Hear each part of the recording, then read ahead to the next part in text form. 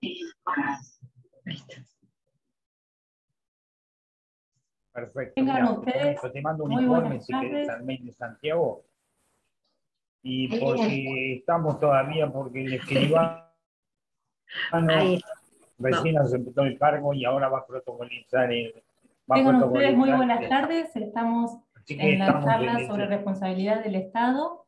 En el día de la fecha, el doctor Juan Pablo Cremonte, presidente del Colegio de Abogados de Dolores, no ha podido estar presente, así que en nombre de él les doy la bienvenida a los expositores de la charla del día de hoy. Hoy se encuentran con nosotros la doctora Nidia Karina Cícero y Gerardo Fiol, que nos van a acompañar en esta charla, y vamos a repasar sus antecedentes. Nidia Karina Cícero es doctora en Derecho y profesora adjunta regular de Derecho Administrativo, Responsabilidad del Estado y Procedimientos Administrativos en la Facultad de Derecho de la Universidad de Buenos Aires.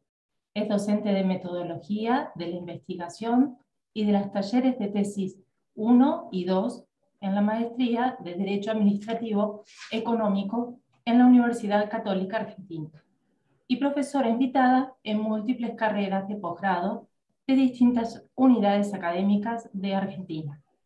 Se desempeña como fiscal ante la Cámara en lo contencioso administrativo y tributario de la Ciudad de Buenos Aires, y ha sido jueza y secretaria de primera instancia en el mismo fuero. Es autora de 3 libros y numerosas publicaciones de derecho administrativo publicadas en el país y en el exterior. Su línea de investigaciones actuales son los servicios públicos, la responsabilidad estatal y las nuevas tecnologías aplicadas a la enseñanza jurídica.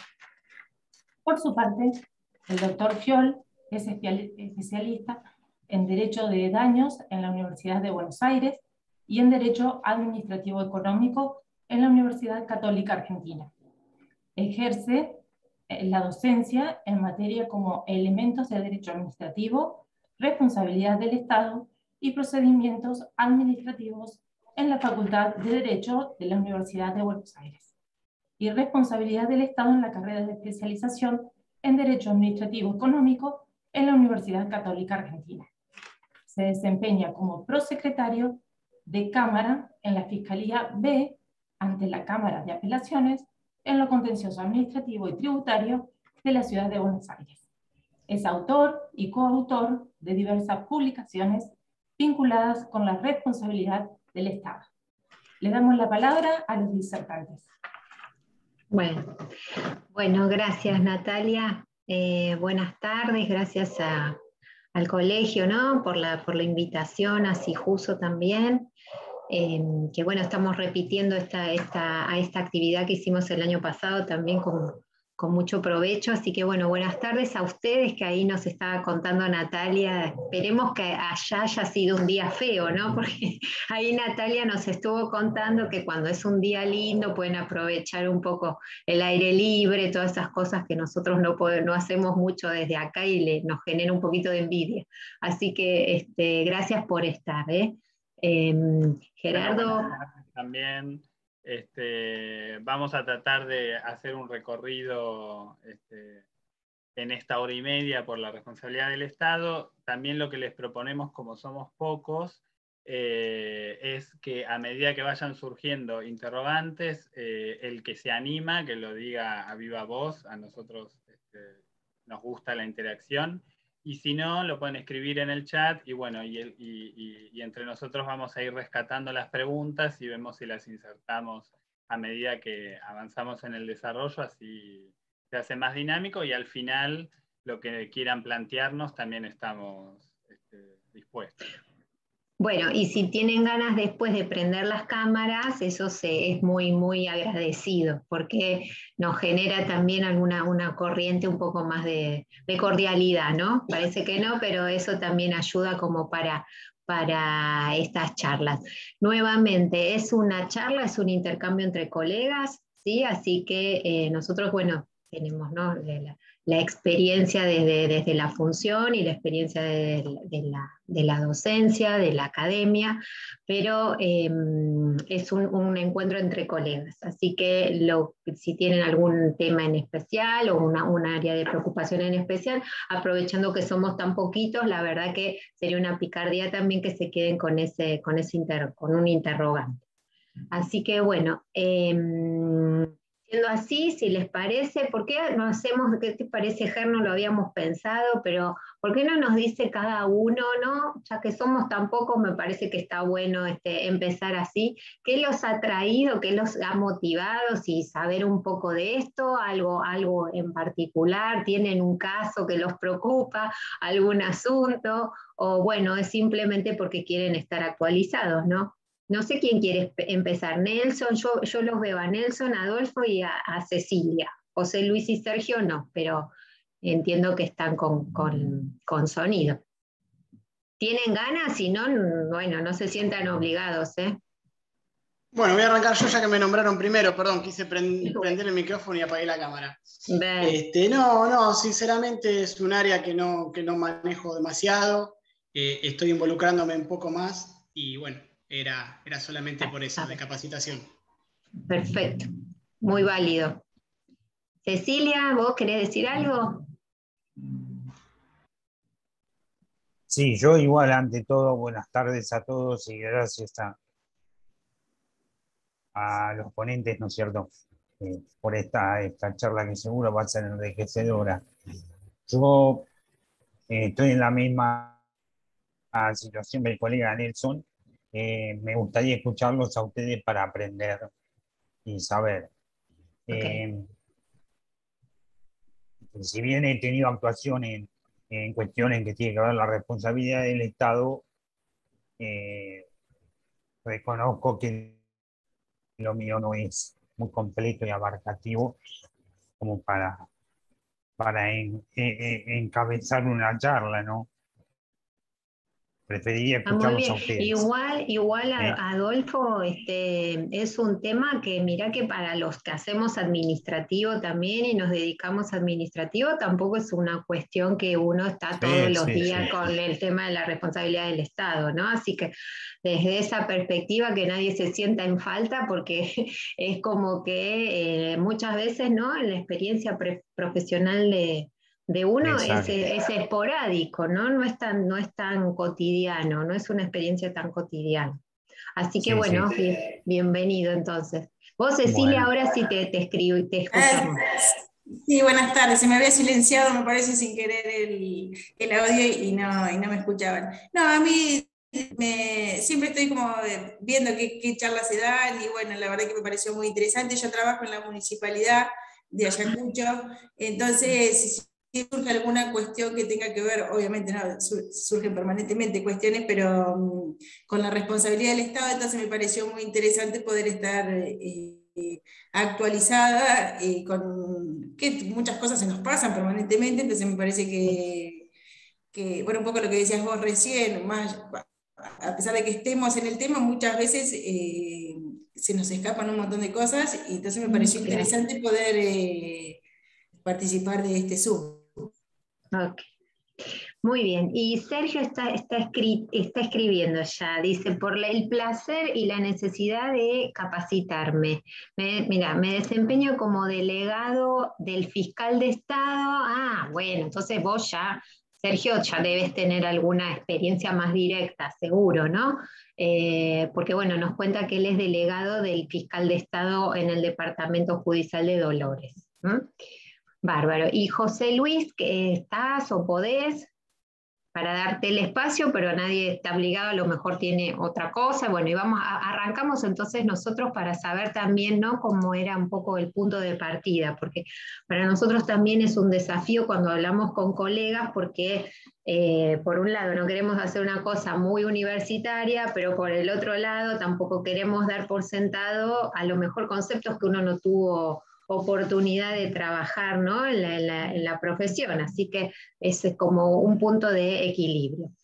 Bueno, para empezar, la primera cuestión, ¿no?, que me parece que estábamos acá conversándolo con Natalia, y es que creo que es válido, ¿no, Gerardo, empezar por esto, de plantear, bueno, cómo el litigar contra el Estado, ¿no?, es el vincularse a veces con el Estado, y sobre todo en el contexto de una demanda, bueno, a veces puede llegar a ser titánico, ¿no? Entonces, nosotros acá vamos a plantear cuáles son los presupuestos de la responsabilidad del Estado, los elementos que se tienen que configurar como para que uno pueda tener un caso, ¿no?, un caso de responsabilidad del Estado, qué requisitos se cumplen, qué regulación hay, que todo este tema tiene, digamos, como empezó a tener nuevamente actualidad de alguna manera, porque bueno, ahora ya vamos a ir viendo que hace un par de años, ya hace más de 6, ¿no? 7, ya vamos para 7 años,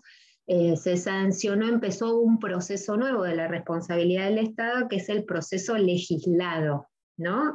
Antes nos manejábamos todo con un contexto que era jurisprudencial, y ahora entramos en un proceso legislado.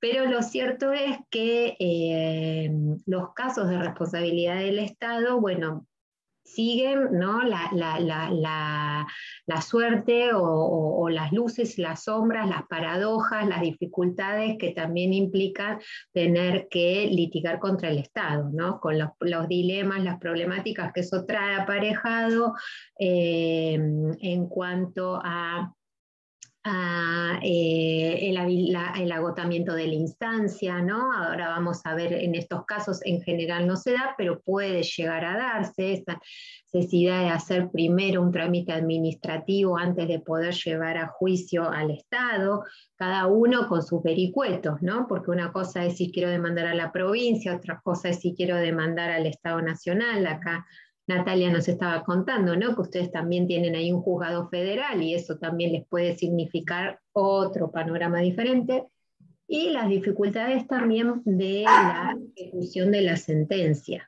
¿no? Tenemos otro auditorio también. Bueno, entonces, estos aspectos, ¿no?, nosotros no vamos a hacer hoy hincapié en las dificultades que tiene ejecutar una sentencia. Natalia, después en otro momento podemos hacer un curso sobre ejecución de sentencias contra el Estado, que me parece que va a ser muy, muy piola para ustedes como complemento, ¿no es cierto?, de esta charla. Pero bueno, como punto de partida me parece que es necesario, ¿no?, plantearnos esto, que saber contra quién estamos litigando, la posición jurídica que detenta el Estado en este tipo de planteos, las prerrogativas que tiene, ¿no?, lo difícil también que es a veces poder llevarlo a juicio y concretizar esa responsabilidad. Y por eso tal vez, ¿no?, con Gerardo somos, a veces parecemos demasiado detallistas, pero bueno, llevar al Estado al juicio no es poca cosa. Y entonces, ya que lo vamos a llevar a juicio, bueno, asegurémonos de que tenemos bien armada una demanda, ¿no?, que no sea una demanda débil, que no sea débil en cuanto a la prueba, por ejemplo, ¿no?, o con falencias argumentativas, que no tiene que ver esto con una cuestión de laboratorio, de tecnicismo jurídico, sino cuestiones como muy prácticas, ¿no?, muy, muy prácticas, porque... Claro. No, y además que la práctica misma, ¿no?, que uno va teniendo hace que tal vez intuitivamente uno se sigue rigiendo por aquellas normas que aplican a una acción de daños y perjuicios entre particulares. Entonces, por ahí uno tiende a ir al Código Civil, uno tiende a aplicar esa lógica de razonamiento. Y lo que vamos a intentar transmitirles hoy es que justamente esto que decía Karina, poner el foco en quién es el sujeto demandado, Estado, ya sea Estado nacional, Estado provincial o un Estado municipal o la Ciudad Autónoma de Buenos Aires, nos coloca frente a una serie de circunstancias que nos alejan de esa acción de daños y perjuicios en el ámbito privado y que nos enfrentan a nuevos desafíos que, bueno, que vamos a tratar de ir viéndolos. Por supuesto que queda pendiente esta cosa de la ejecución, pero bueno, lo que queremos transmitirles es que primero hay que lograr una sentencia firme que condene al Estado, y eso en principio no es poca cosa. No es imposible nada, pero no es poca cosa. No, y no está de más, no es para asustar, ni menos para desestimular o desmotivar, sino para alertar, ¿no es cierto?, desde la responsabilidad profesional, porque uno ve muchas sentencias de la Corte Suprema, que ustedes, bueno, ya vamos a ver como el rol fundamental que ha tenido la Corte Suprema de Justicia en construir todo esto, y sentencias que son paradigmáticas, ¿no?, que uno las daba a estudiar a los estudiantes, perdón, o a los jóvenes profesionales como muestra de cómo este caso al final se declaró la responsabilidad, pero no pudiste probar nada, no pudiste probar el daño moral, no pudiste probar el lucro cesante, no pudiste probar, y bueno, entonces, y a veces al revés, ¿no? Demandas como que están mal construidas desde los factores de atribución o desde los planteamientos que se hacen, y a lo mejor uno dice, la pucha, pero acá había un daño, ¿no? Acá había algo, y cómo no se pudo lograr materializar una responsabilidad.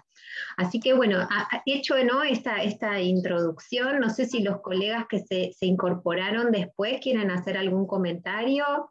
Como todos han tenido su oportunidad, no los queremos dejar afuera tampoco a los que vinieron más tarde. Leandro, sí, ahí veo que Leandro, ahí está, se prendió su cámara y su micrófono, sí. No, me pasa, estaba peleándome con internet y se me desconectó 2 o 3 veces. Así que bueno, mi nombre es Leandro Alonso, con todos los del colegio particularmente nos conocemos, quienes somos de Dolores. Así que bueno, a la espera, o sea, trabajo en un municipio actualmente. Soy representante legal desde hace un par de años, así que interesado en lo que surja de la charla. Bueno, genial. Entonces, bueno, ¿les parece? Vamos a arrancar entonces. Lo que ustedes ven que no queda claro, acá estamos en un clima totalmente de confianza, así que se pregunta todo lo que necesiten. Comparto yo, Ger, ¿te parece? Bueno. Vamos a empezar con comparto, claro, siempre que no se pueda compartir, pero esperen un poquito que vamos a empezar por acá, porque después vamos a plantear después la otra cosa. Bueno, ahí se ve bien, ¿no? ¿Sí? ¿Se ve bien esto?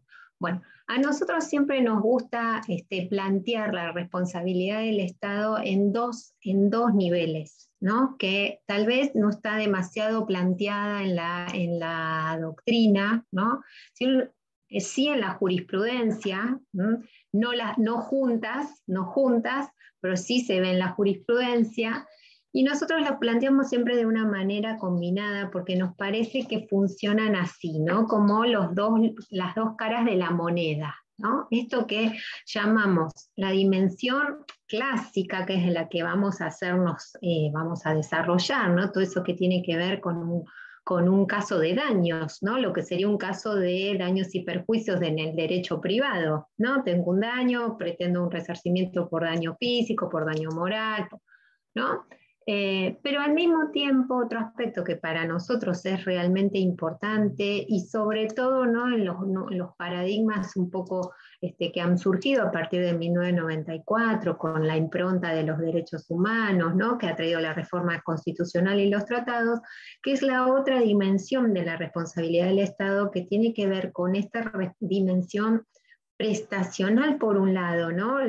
Tanto Cecilia como Leandro, que nos contaban que tienen una experiencia, ¿no?, municipal, eso está como muy, muy claro, deber prestacional o esta dimensión prestacional, estos contenidos, digamos, de dar, de hacer, que tienen en distintos niveles órganos estatales. Eso también forma parte de una dimensión exigible. No va a ser una dimensión exigible a través, por supuesto, de una o canalizable a través de demandas de daños y perjuicios, pero sí van a ser dimensiones exigibles a través de procedimientos administrativos, ¿no? Eventualmente ante acciones de amparo o medidas de tipo cautelares o autosatisfactivas. ¿Y en qué estamos pensando? Y bueno, en la pandemia nos puso muy de manifiesto, ¿no? El deber de prestar mínimamente ciertos niveles de prestaciones en materia de salud, en materia de alimentación, en materia de vivienda. Claro, todo esto, ¿no? Siempre sujeto a las regulaciones, a las posibilidades que tienen los estados, asumiendo que no todos son contenidos absolutos, pero sí que, digamos, en un estado constitucional como el nuestro, ¿no? Donde ha ido reconociendo distintos niveles de compromisos a nivel internacional, tiene que haber un piso mínimo de satisfacción de ciertos derechos. Entonces, eso es lo que nosotros llamamos la dimensión prestacional y también lo preventivo. Y esto de lo preventivo es importante porque, ¿no, Yaher? Acá podemos poner una distinción entre, una distinción o un punto de contacto, ¿no? Entre lo que es el derecho de daño como una institución globalmente considerada, ¿no? La función preventiva, el deber de prevenir el daño, prevenir la causación de los daños, está incorporado en el Código Civil y Comercial en el 1710 del Código. Ya vamos a hablar bastante de este dilema, ¿no? Que se ha presentado a partir de la reforma del Código Civil, ¿no? La aprobación del Código Civil y Comercial, con la responsabilidad del Estado, porque como ya están diciendo que sí, Adolfo, y a todos les suena familiar, el problema que tenemos es que, no el problema, digamos, el nuevo estado de situación es que la responsabilidad del Estado ya no se rige por las normas del Código Civil y Comercial, como venía aplicándose a título subsidiario o a título analógico, ¿no? Como fue construida esa institución. Entonces, me ordeno, ¿no? Porque a lo mejor estoy dando demasiada información. ¿Cuál es el punto acá?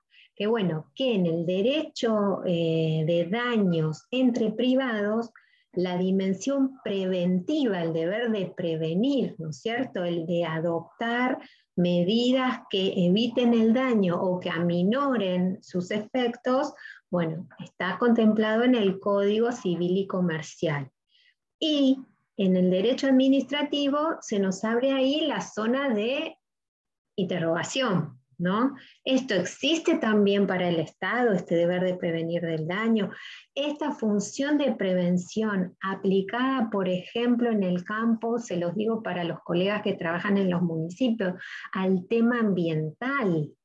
Por ejemplo, el tema ambiental, ¿no? El deber de prevención, el hecho de que la responsabilidad del Estado no se regule por el Código Civil y Comercial, ¿va a querer decir que entonces no hay función preventiva? ¿Va a querer decir que no hay una función o esta dimensión prestacional?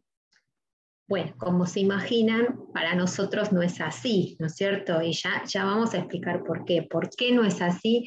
Porque más allá del Código Civil y Comercial o no, lo importante de esta institución es que tiene un sustento constitucional directo.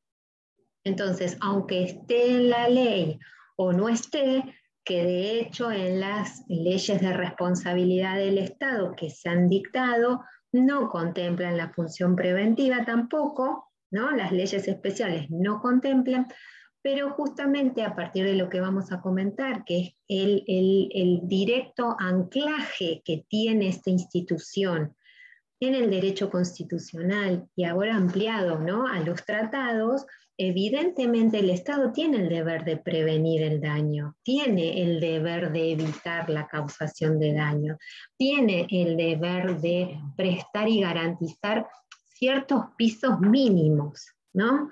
¿Qué son esos pisos mínimos? Y bueno, por lo menos un bolsón de alimentos, ¿sí? hay personas que están bajo el umbral de la pobreza, ¿no? O algún tipo de política pública de satisfacción de ciertas necesidades. Claro, Entonces, acá pensemos que siempre la máxima que rigió en cualquier cuestión de daños y perjuicios, que es lo que en definitiva estamos hablando, es cuando haya daño, después se repara. Y si no hay daño, no venga a pedir absolutamente nada. Entonces, esto en el derecho privado tuvo un cambio significativo cuando se regula justamente esta acción preventiva como una función más del derecho de daños. Cuando una persona plantea ante un juez digamos, el inminente daño que puede llegar a sufrir por determinado estado de cosas, bueno, aparece entonces la posibilidad de que un juez ordene llevar a cabo medidas para evitar ese daño. Ahora, con este dilema que planteaba Karina, que es que el Código Civil y Comercial, por un lado, nos dice que está la función preventiva del derecho de daños, y por el otro, nos dice esto no se aplica a la responsabilidad del Estado, y en paralelo las leyes que se dictaron no contemplan una función preventiva, nos arroja el primer interrogante, que es: ¿existe una función preventiva para la responsabilidad del Estado? Bueno, nosotros creemos que sí, porque esto trasciende el nivel legal, digamos, código, leyes locales y demás, sino que se justifica en el propio diseño constitucional de la responsabilidad del Estado, ¿no? Exactamente. Bueno, acá pusimos nosotros unos ejemplos, ¿no? Nosotros somos operadores judiciales de la ciudad de Buenos Aires, entonces por eso pusimos noticias que estaban vinculadas sobre todo con estas problemáticas locales, ¿no? Pero lo que ven, ¿no? Los temas de los neuropsiquiátricos, la accesibilidad informática durante la pandemia, ¿no? Los elementos de protección personal para el personal de salud en la primera etapa también de la pandemia. La pandemia nos da enormes ejemplos vinculados con esta dimensión prestacional, ¿no? Las vacunas, las terapias intensivas, los elementos de protección para los profesionales. Bueno, hay todo un contenido que, aunque nuevamente no está en las leyes, ¿no es cierto? Y está regulado como, digamos, en detalle y con textos muy actuales por el Código Civil y Comercial, bueno, no quiere decir que eso no se aplique al Estado, ¿no? Y bueno, ¿y por qué esto es así? Porque al igual esta dimensión preventiva, al igual que la dimensión clásica, ¿no? De la que vamos a hablar ahora, que esta dimensión clásica, ¿qué tiene que ver? Bueno, claramente, ¿no? Esto no le es ajeno a nadie, ¿no? A ningún letrado. Es la clásica de hay un daño, tengo que resarcirlo, ¿no? Hay una lesión, hay un responsable. Tras un nexo causal, tengo un factor de atribución, tengo un caso de responsabilidad. Esa es la dimensión clásica o la dimensión de tipo reparatorio. Ahora, una y la otra, ¿no? Una y la otra va a tener esto que nosotros queremos hacer hincapié, que es una ubicación conceptual, ¿no? O sea, ¿de dónde nace este deber que tiene el Estado de resarcir los daños que causa? Que como decimos, nosotros les decimos a nuestros estudiantes millennials, ¿no? Que ellos siempre piensan que todo fue siempre así, que todo es como era ahora, pero no, todo esto ha tenido toda una evolución. Y la verdad es que la responsabilidad del Estado es un instituto muy nuevo, tremendamente nuevo, ¿no? La primera sentencia condenatoria al Estado en el ámbito extracontractual es de 1932, ¿no? Yo nunca me acuerdo exactamente. Así que tiene 80 años esta institución. Entonces, lo importante, y por eso decimos que tienen estas dos facetas, la preventiva y la prestacional, tiene una ubicación conceptual, y esa ubicación conceptual es que tiene, como les decíamos antes, un fundamento constitucional, y ese fundamento constitucional está anclado en el artículo 17, en el artículo 19, ¿no? Por el alterum non laedere, el deber de no dañar, en el artículo 28, que contempla el principio de razonabilidad, en el artículo 14, que también establece que todas las leyes, ¿no es cierto?,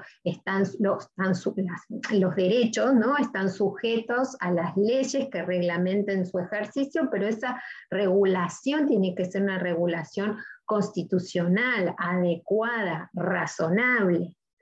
¿Por qué digo esto? Bueno, pensando, por ejemplo, medidas que no son de esta época, son de siempre: el cupo, los cupos a la exportación, el cepo a la carne, los controles de cambios, ¿no? Bueno, son todas medidas medidas de carácter legislativo, medidas de alcance general, que por supuesto que el Estado como poder público, con sus prerrogativas, por supuesto que está dentro de sus potestades dictar.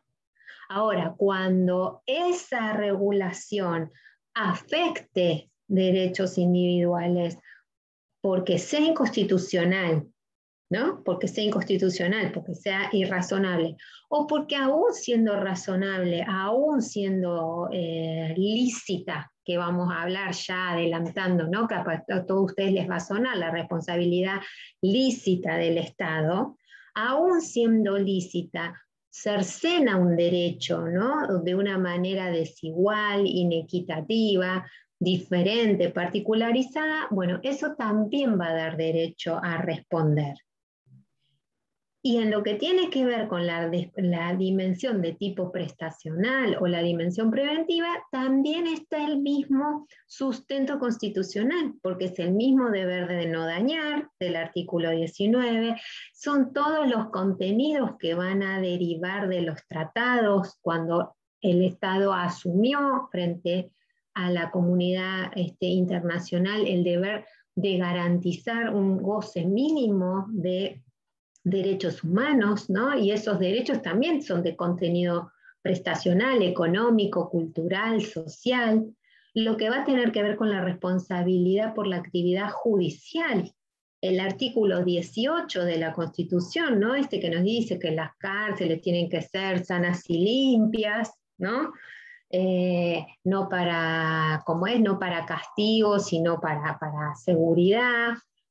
Bueno, y así podemos seguir buscando en la Constitución lo que tiene que ver con todas las situaciones de condenas, ¿no es cierto?, condenas ilegítimas, que va a dar lugar a otra categoría de responsabilidad del Estado, que es el error judicial, y esto tiene anclaje directamente en el Pacto de San José de Costa Rica. Entonces, estas dos miradas que nosotros le decíamos que funcionaban así como sincrónicamente, bueno, lo interesante es que se sustentan en la Constitución. Y por eso, aunque las nuevas leyes de responsabilidad del Estado no lo establecen, bueno, simplemente tenemos que pensar que no lo establecen porque son leyes que abordan la dimensión clásica de la responsabilidad del Estado, la dimensión reparatoria, pero no porque no exista esa dimensión preventiva, que de hecho si uno la busca, por ejemplo en materia ambiental, está clarísima. Es clarísima, ¿por qué? Porque un principio fundamental de la ley de, ¿cómo se llama?, de presupuestos mínimos en materia ambiental, justamente uno de los principios que establece es el deber de prevención, el principio de prevención, el principio precautorio. Y ese deber, por supuesto, opera respecto de los privados, pero sobre el Estado también. ¿Vamos bien hasta acá? ¿O mucha información y en poco tiempo? Un dedo, algo así nos pueden hacer para algo, una señal, algo. Ok, gracias Cecilia. Ok, bueno, Acá, Ger, ¿por qué? Porque esto les va a interesar a ellos, ¿no? A ver esto de Barreto, cómo era esto de Barreto y el origen jurisprudencial, así no aburro Claro, yo. vale. Y bueno, justamente como en un momento antes decía Karina, de que llevamos solamente unos años, 6, 7 años, de etapa legislada de la responsabilidad del Estado, es porque hasta el 2014 nunca hubo en nuestro país una ley orgánica de responsabilidad del Estado. Pero los casos se iban suscitando, ¿no es cierto? Entonces, en 1912, en 1940, en el 2004. Entonces, de algún modo, fue la Corte la que año tras año y a través de la resolución de los casos concretos que se sometían a su conocimiento, fue diseñando el sistema pretorianamente de la responsabilidad del Estado, que es el sistema que después las legislaturas y el Congreso agarró, intentó condensar y lo plasmó en las pocas leyes que hay hoy en día. Y justamente lo que fue haciendo la Corte fue basándose en esos artículos de la Constitución y a su vez se fue basando de prestado, digamos, en artículos del Código de Vélez, del Código Civil de Vélez. Porque por mucho tiempo estuvo en puja esta cuestión de si la responsabilidad del Estado debía o no ser regulada desde el Código Civil y de la misma forma en todas las provincias, en todas las jurisdicciones. Mientras que de otro lado se decía, no, esto se inserta en el campo del derecho administrativo y el derecho administrativo tiene una esencia local, ¿no es cierto? Es decir, la responsabilidad del Estado es un instituto de derecho local, dice esta otra postura.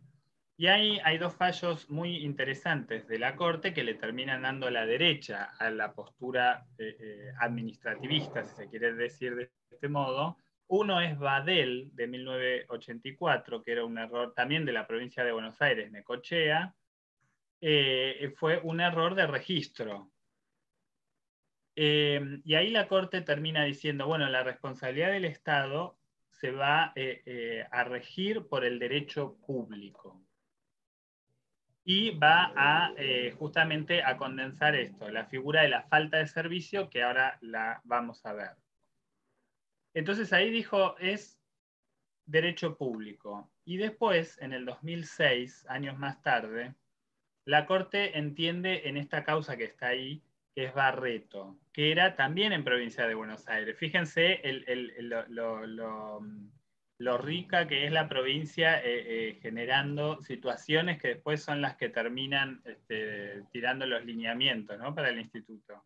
Era un caso de bala perdida, como este fin de semana estuvimos escuchando mucho, donde iban directamente a la Corte Suprema por su competencia originaria, ¿no? En el entendimiento de que eran unos vecinos con domicilio en la ciudad de Buenos Aires contra la provincia de Buenos Aires, porque el agente policial era bonaerense. Entonces fueron por la competencia originaria a la Corte. Y ahí la Corte, que no es que resuelve el fondo, sino que tiene que decidir si se quedaba con la causa o no, si era competente o no, termina diciendo que no. ¿Y por qué? Justamente porque insiste y vuelve con el carácter local de la responsabilidad del Estado. Entonces dice, bueno, acá lo que yo tengo es un caso de bala perdida, de un funcionario local que además sucedió en provincia de Buenos Aires. Entonces, en esta causa lo que hay que ir a analizar es cuál era el servicio que se tenía que prestar, el servicio de seguridad, el servicio policial, y para eso va a haber que analizar la ley de la provincia de Buenos Aires, de qué modo eran los protocolos de uso de armas y demás. Entonces termina diciendo, esto remite ineludiblemente a cuestiones de carácter local.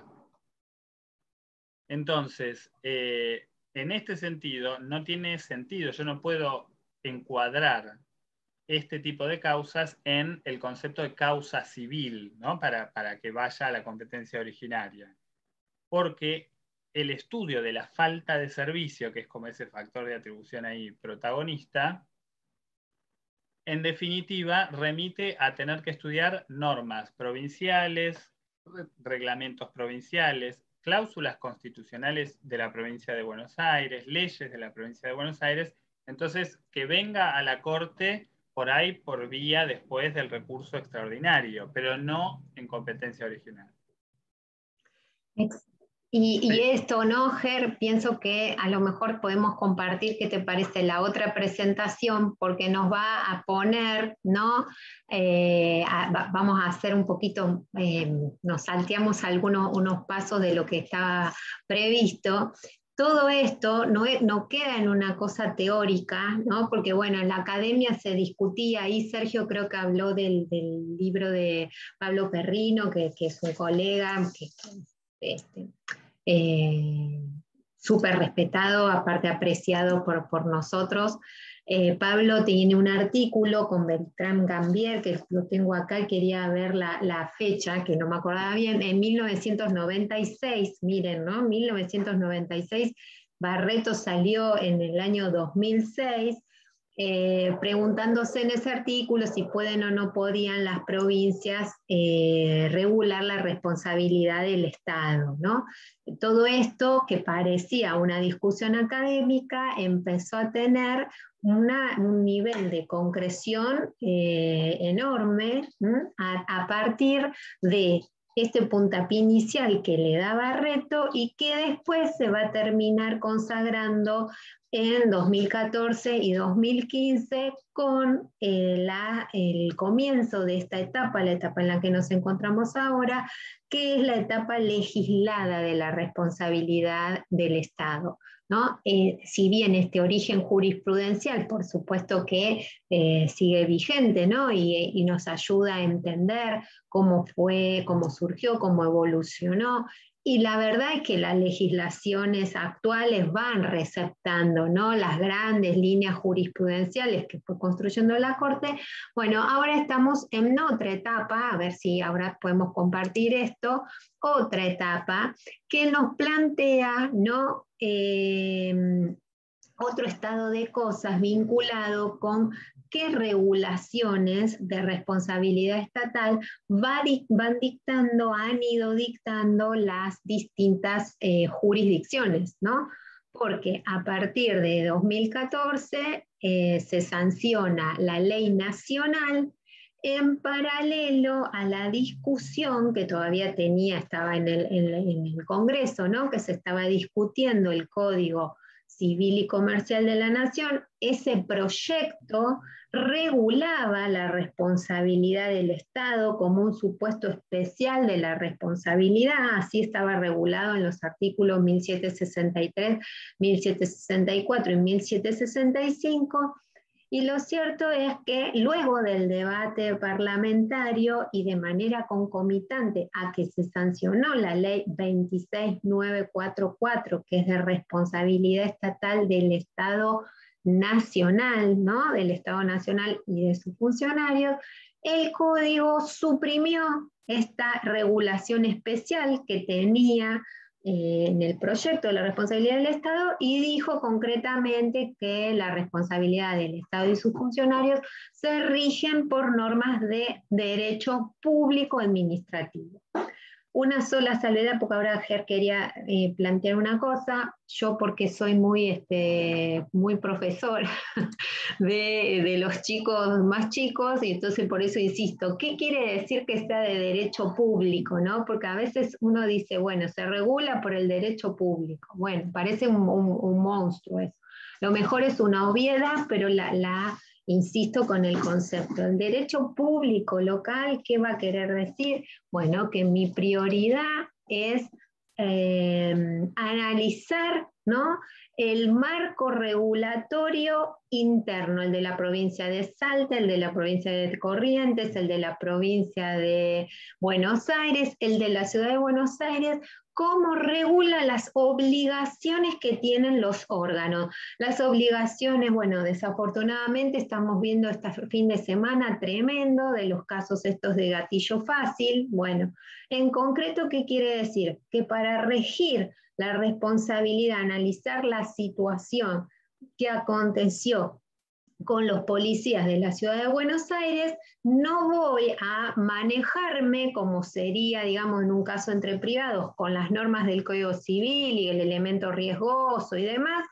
No, primero voy a tener que analizar de la ciudad de Buenos Aires, bueno, el vínculo jurídico de esos policías con la institución, ¿no? Para asegurarme los temas de nombramiento, los temas que van a hacer al presupuesto de la imputabilidad. Después voy a mirar cuál es la ley de la ciudad de Buenos Aires en materia de policía, la policía de la ciudad, la policía metropolitana. ¿Qué dispone en cuanto a los protocolos de actuación? ¿Cómo se tienen que comportar los policías en esas situaciones? ¿Sí? Y en todo lo que va a tener que ver con la situación que se dio, bueno, no lo sé, pero me imagino es el departamento judicial de ustedes, Natalia, todo esto de San Bernardo, San Clemente, ¿no? Sí, bueno, exactamente. San Clemente forma parte del Partido de la Costa y es una de las localidades que comprende el Departamento Judicial Dolores.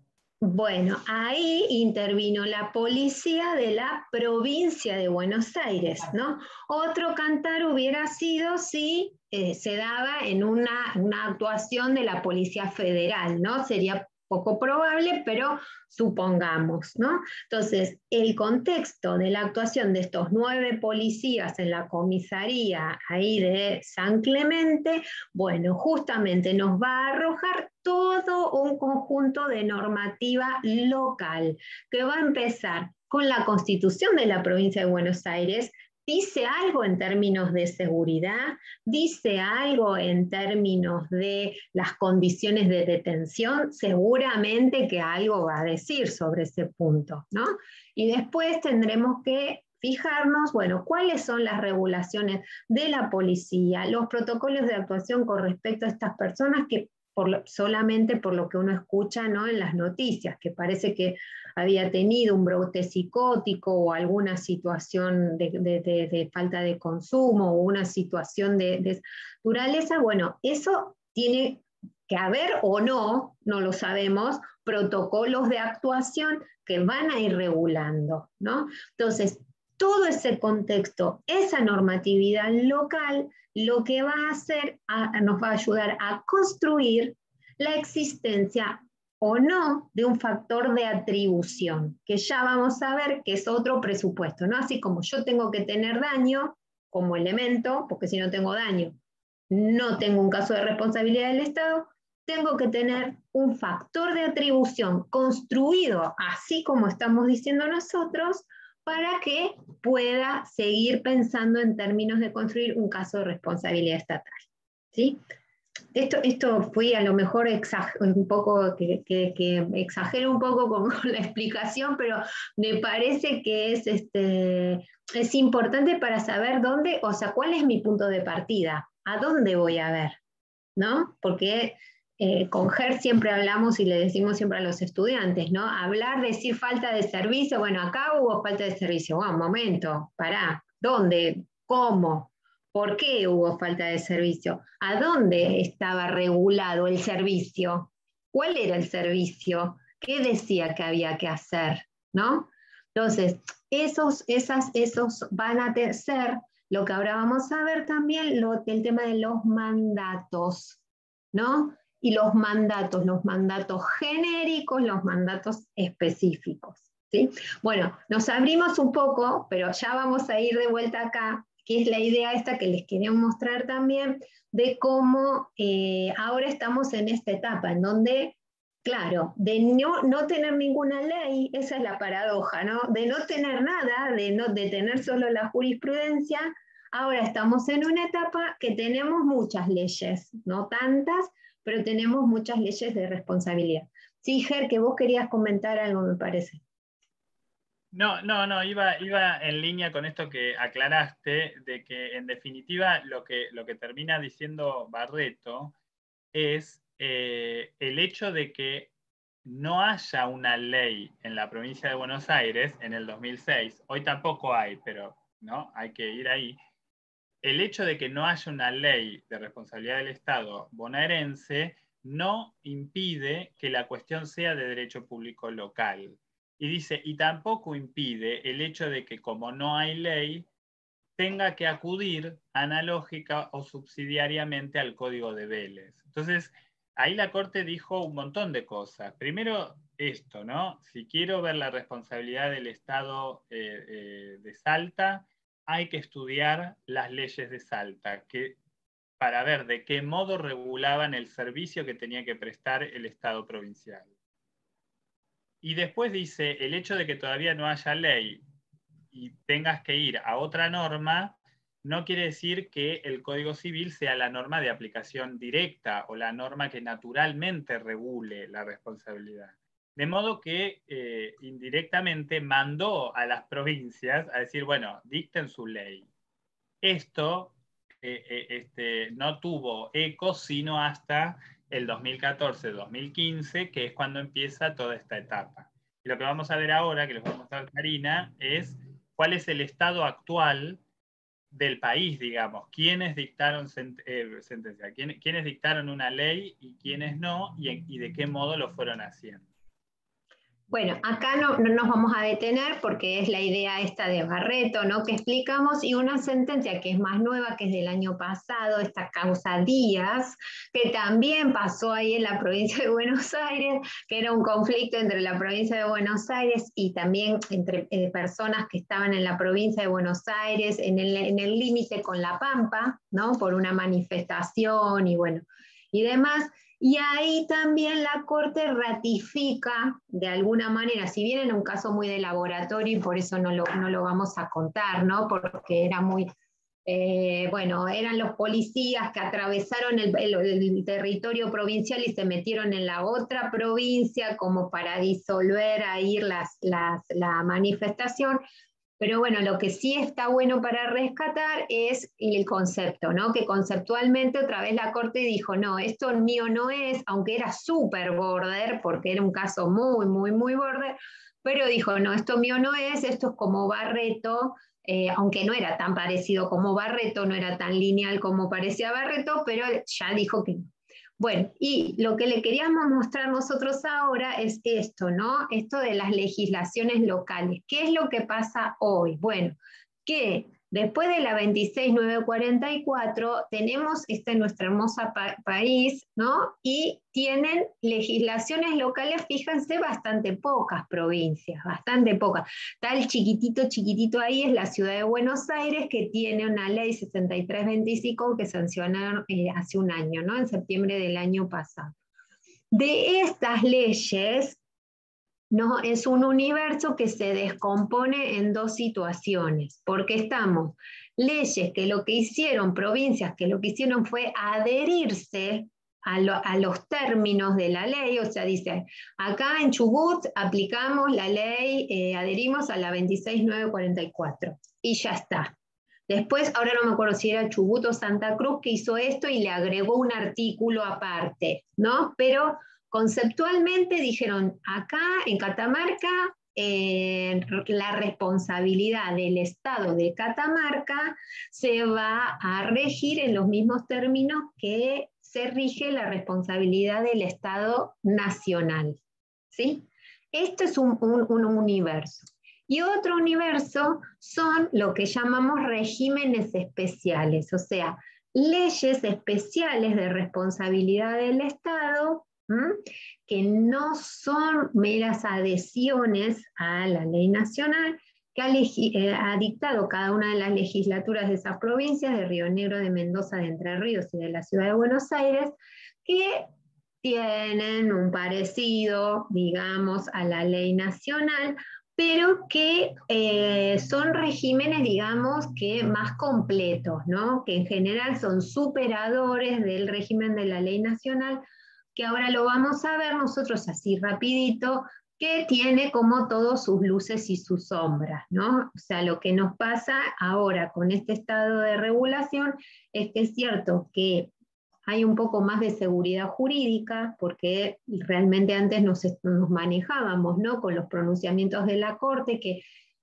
en líneas generales había temas que estaban como consolidados, ¿no? Nobleza obliga, era así, pero hay otros que no estaban tampoco tan consolidados. Entonces, claro, las leyes estas que se empezaron a dictar, y sobre todo la ley nacional, la verdad que ha tomado una postura bastante restrictiva con respecto a la responsabilidad del Estado, ¿no? Más un poco mezquina, por decirlo lo menos, que es un poco mezquina.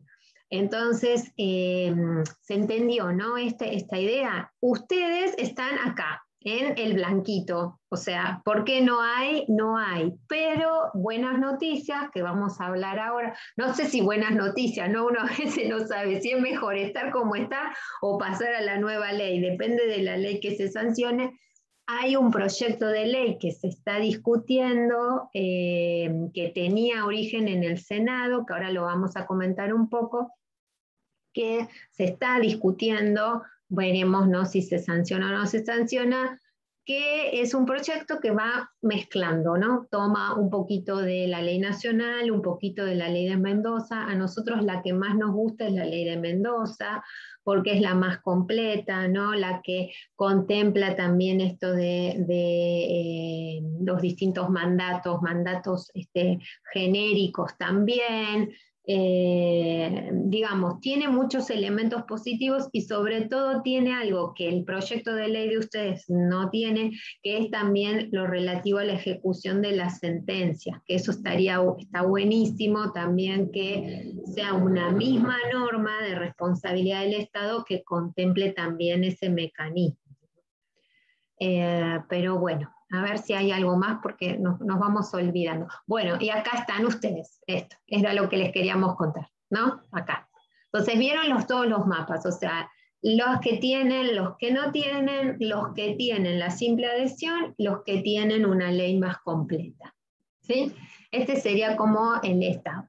En cualquier caso, como ustedes mismos son operadores jurídicos y lo ven, lo saben, obviamente el hecho de que no haya una regulación local no implica que no exista la responsabilidad del Estado. Eso desde el vamos, por supuesto, está a lo mejor de más aclararlo, pero bueno, no sé si está tan de más porque en su momento cuando empezó todo este problema era toda una enorme discusión académica de que desaparece la responsabilidad del Estado cuando se la sacó del Código Civil y Comercial. Bueno, por supuesto que no desapareció la responsabilidad del Estado, ni va a desaparecer, por lo que decíamos, porque ¿dónde está? Está en el Estado de Derecho, ahí está la responsabilidad del Estado, o sea, el deber de responder por los daños que causa el Estado está, en definitiva, en el sistema republicano de gobierno, ¿no?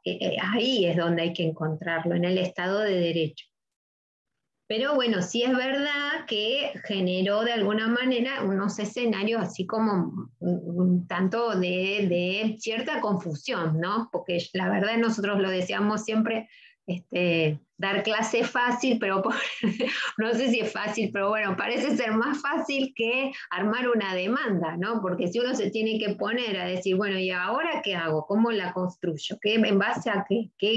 Porque siempre era el 1112. ¿No? En el 1112 debe de ser, pero cuando ya se me quemaron ahí los papeles, porque el 1112, como no lo podía aplicar, bueno, generaba eso todo un tema un poco dilemático. Pero bueno, ese es un poco el estado de situación hoy. No sé si había alguien... que el primer punto ahí siempre a evacuar hoy día frente a una demanda de responsabilidad del Estado es identificar al menos la ley que va a regir ese caso, ¿no? Entonces, depende de dónde estemos, si se trata de Mendoza será la ley mendocina, en el caso que más nos interesa hoy, de la provincia de Buenos Aires, la cuestión es que no hay ley, entonces ahí aparece un nuevo planteo, es, bueno, ¿qué ocurre con los casos hoy de responsabilidad del Estado con esos hechos dañosos que, si bien hay un proyecto, hasta tanto no sea ley, estamos sin regulación, cómo se resuelven o cómo se encuadran. Y ahí es un poco esto que decía Karina, de que, bueno, no son malas noticias.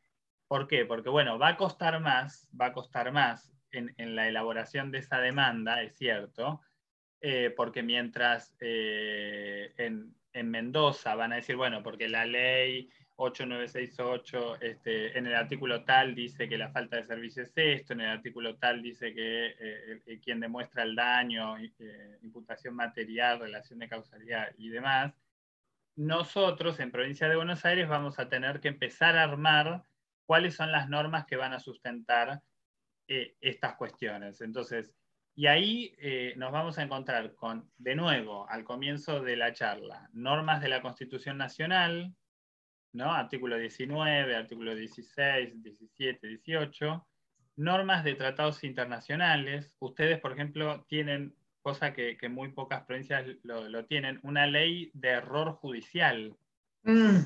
Que, la 8132, que ahí la busqué. La 8132. Y además tienen el Código Procesal Penal de la provincia, que también condensa un poco qué es lo que ocurre con las situaciones del error judicial.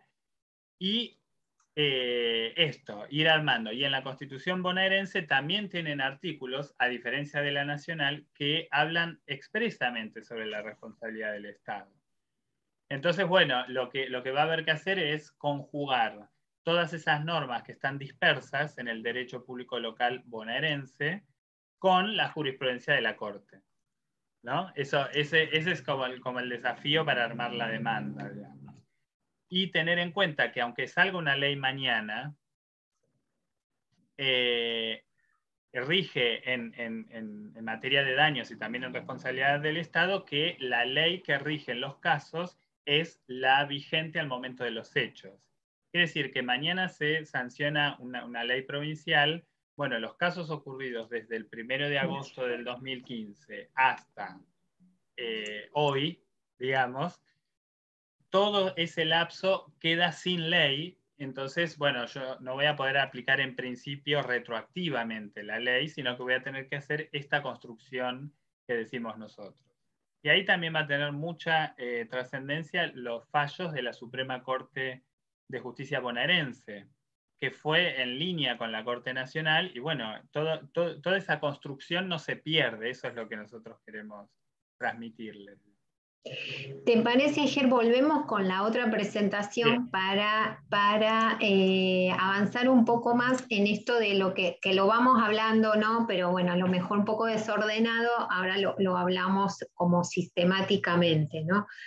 Ya definido qué es la responsabilidad, dónde está el anclaje constitucional, cómo es el Estado legislativo y demás, bueno, lo que tiene que quedar, ¿no? de esta conversación nuestra es el concepto de que, si bien tenemos muchos puntos de contacto con una demanda de daños entre particulares, porque hay muchos puntos de contacto, que ahora lo vamos a ver, y que a pesar de lo que dice el propio código, todas las leyes, eso que para mí fanfarronean un poco, ¿no? Cuando dicen que no se aplica nunca el Código Civil y comercial, no se aplica, bueno, momentito, sí, es verdad, prioritariamente recurrimos al derecho público local por todo lo que explicamos, pero hay conceptos nodales que son del derecho de daños que, como la Corte dijo tantas veces, no están ancladas, son comunes, ¿no es cierto? Son comunes, de principios comunes del ordenamiento.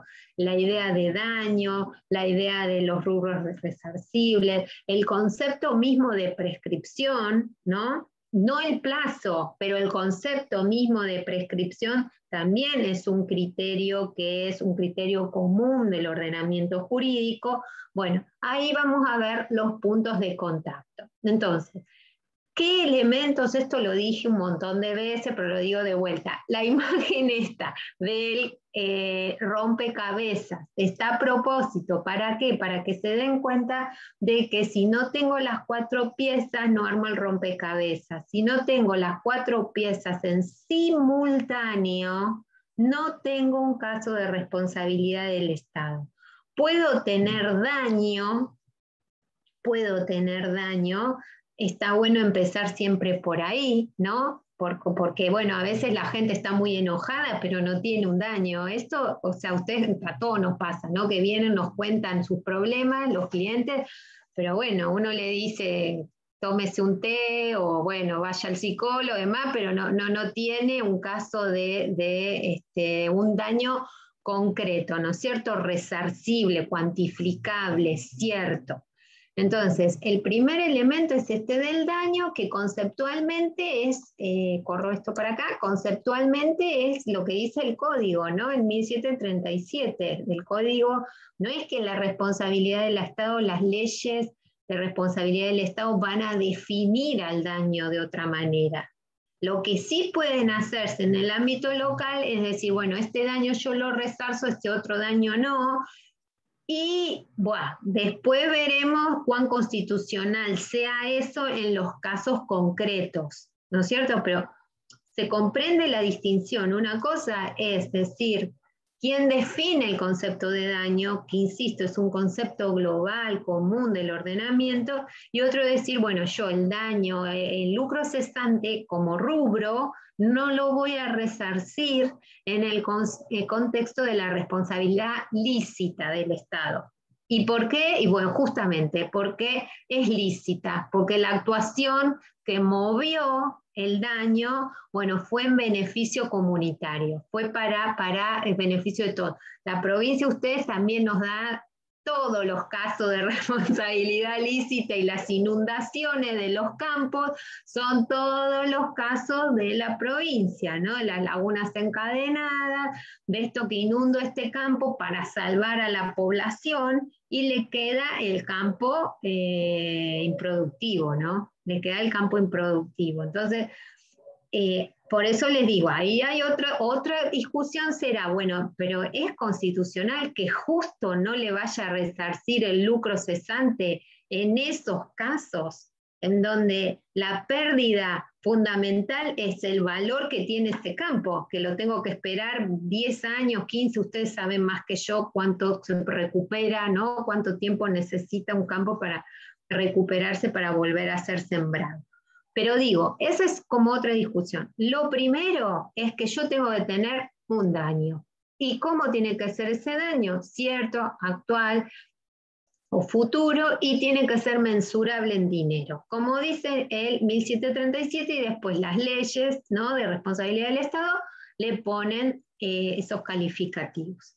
El otro elemento, la relación causal, ¿no?, que es la relación causal, la conexión, vinculación entre el hecho dañoso y el daño. Esto ustedes ya lo saben, no vamos a estar dando vuelta con esto, es la causalidad adecuada. Y bueno, la imputabilidad o la acción material es todo esto lo que hablaba Gerardo, ¿no? De Badel, de la teoría del órgano, que no la vamos a hacer tampoco a la larga. También podemos estar 2 horas hablando de la teoría del órgano, pero no es la idea. Digamos, la verdad que no hay, en los casos no se ven grandes problemas de imputabilidad. No se ven grandes problemas porque, digamos, siempre o el policía, o si no tengo en el caso, como decía Natalia, se cayó como es el tubo, la luz del poste de la calle, o sea, tengo forma en general de conectar el hecho dañoso con un órgano, que es un órgano, o un órgano persona, porque sé quién es, un médico que me atendió mal en el sanatorio, me olvidó, me dejó la pinza, me dejó la gasa, que esos casos tremendos también que uno lee y ve, o directamente la institución, el registro de la propiedad inmueble, la dirección de hidráulica, la escuela, se cayó la nena en la escuela haciendo gimnasia, bueno, esas cuestiones tienen que ver con la imputabilidad, ¿no? Y lo que sí...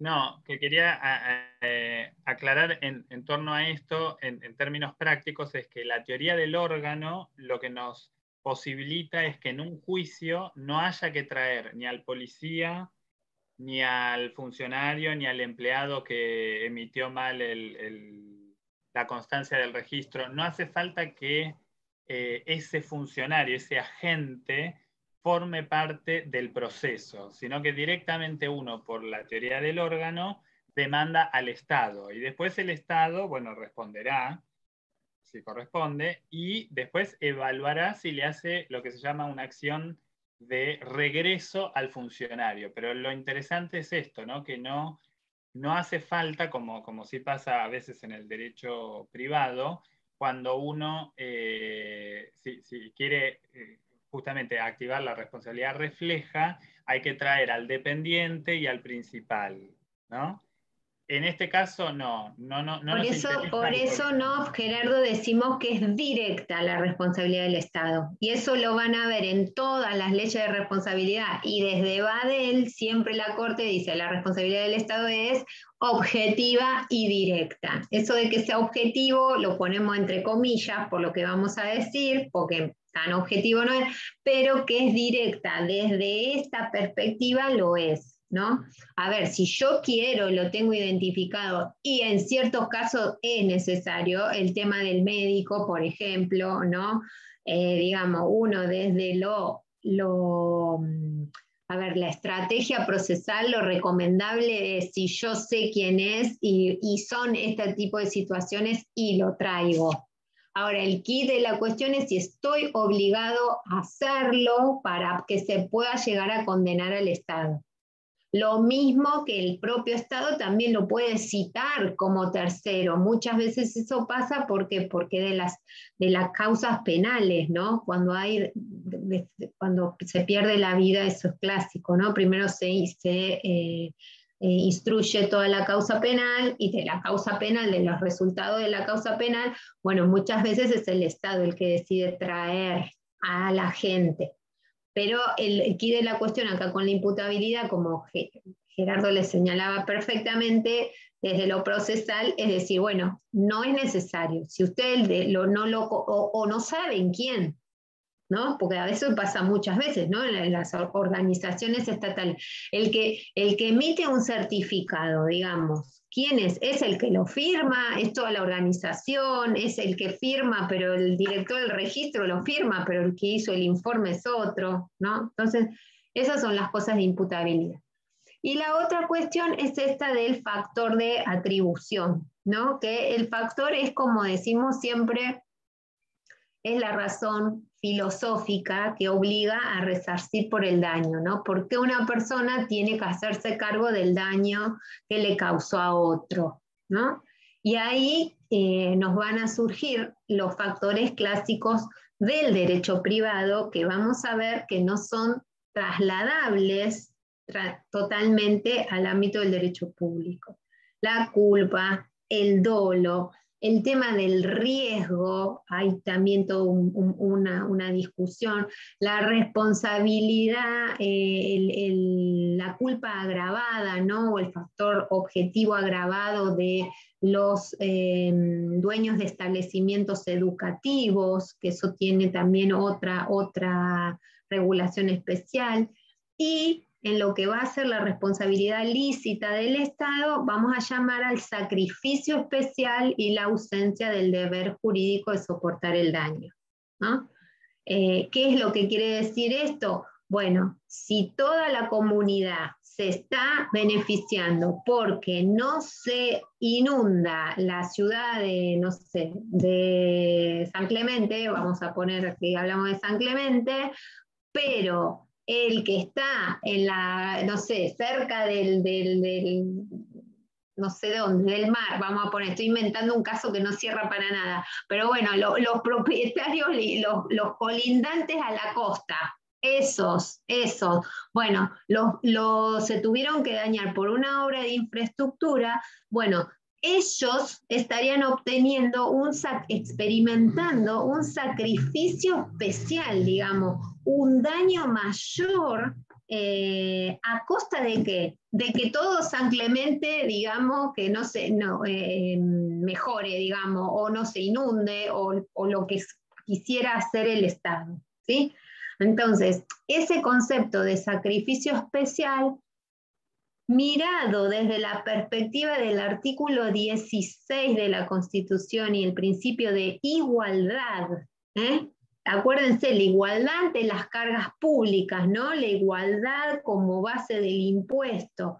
Bueno, si yo me inundan mi casa, me rompen mi casa, viene la topadora, me la destruyen porque tengo que salvar de un incendio, imagínense, una situación para que no avance el incendio, ¿no? Pues esa puede ser otro caso. Bueno, para que todos se beneficien, este sujeto individualmente considerado se perjudica, y eso afecta el principio de igualdad. Más allá de que también el principio de propiedad, bueno, el deber de no dañar y todas esas cosas que podemos decir, ¿sí? Bueno, y en el campo de la responsabilidad irregular, ¿no? Que la que dijimos, todos los casos estos de gatillo fácil, los casos de daños por falencias en situaciones de seguridad, malas atenciones médicas, falta de atención de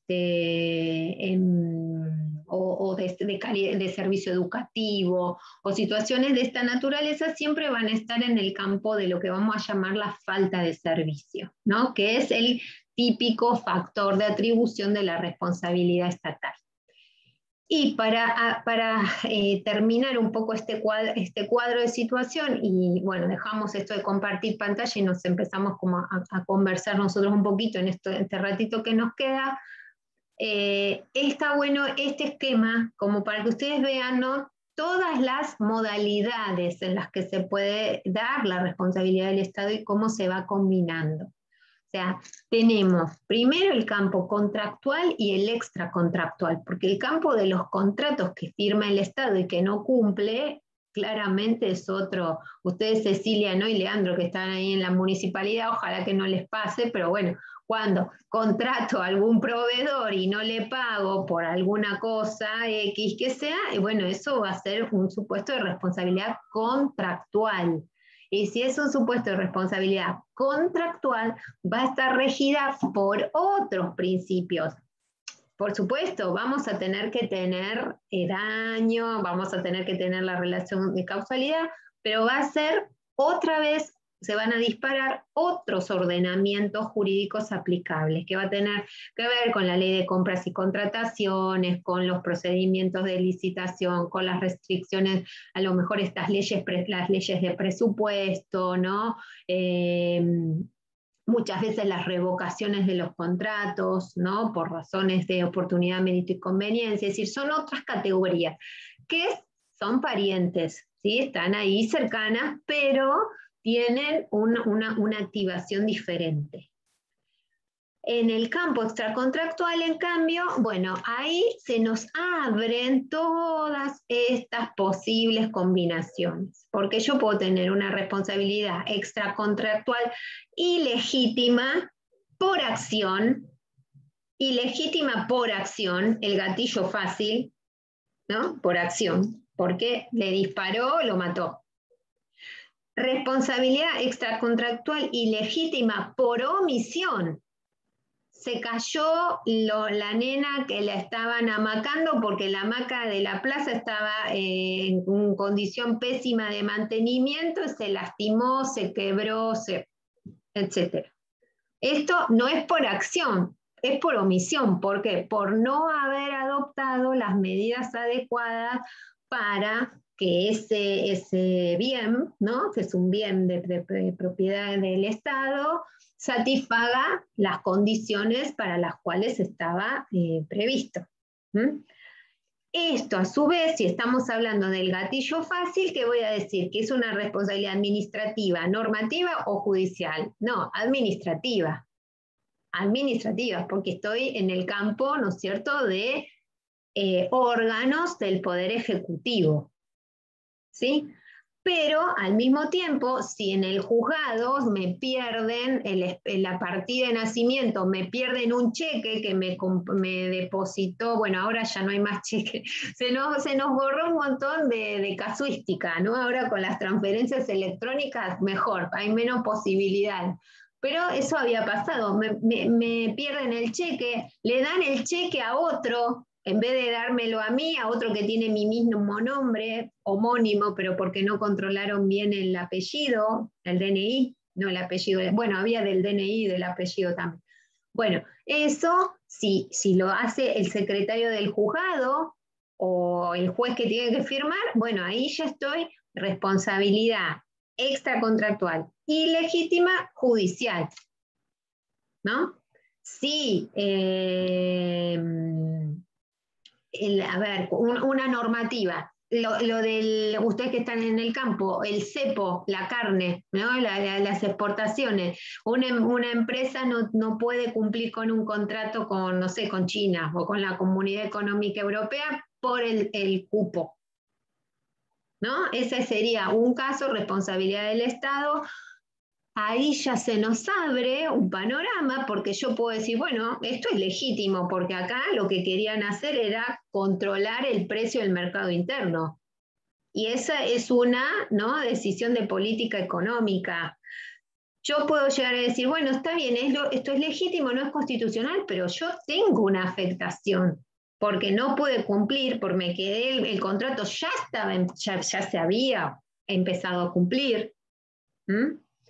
Y en este caso, ¿cuál es la fuente de la responsabilidad? Extracontractual y normativa, porque lo que me impide a mí cumplir justamente es un acto de alcance general, que ya sea una ley o sea un reglamento, ¿no? Del Poder Ejecutivo local, el Banco Central, del Secretario de Comercio, de donde sea. ¿Sí? ¿Quedó esto más o menos claro cómo es la cuestión de las combinaciones? ¿Sí? Bueno, ¿quieren preguntar algo? Porque nos queda, ya estamos medio en término, pero como empezamos más tarde, y si ustedes no queremos abusar de los tiempos de ustedes tampoco, pero queríamos dedicarle unos 15 minutos para hablar de este proyecto de ley, ¿no?